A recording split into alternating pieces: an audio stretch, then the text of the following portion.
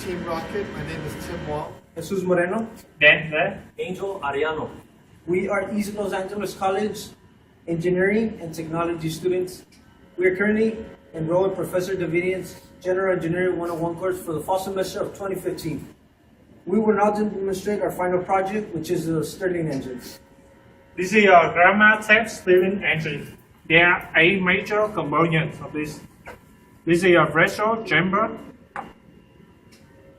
This is your displacer piston inside here. This is your power piston. This is your piston guiding rod right here. This is your run shaft here. This is your displacer guiding wheel in here. And then this is a flying wheel.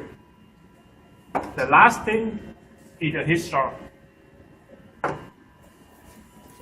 Placing the Stirling engine onto the heat source will cause the air molecules inside the pressure chamber to expand, pushing the displacer and the power piston up.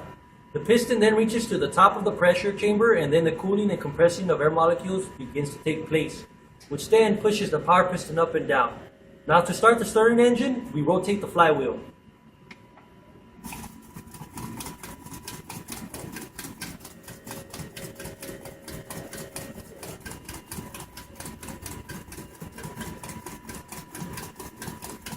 Now we remove it from the heat source to test it. So now the air molecules inside cool down, and so the Stirling engine slows down.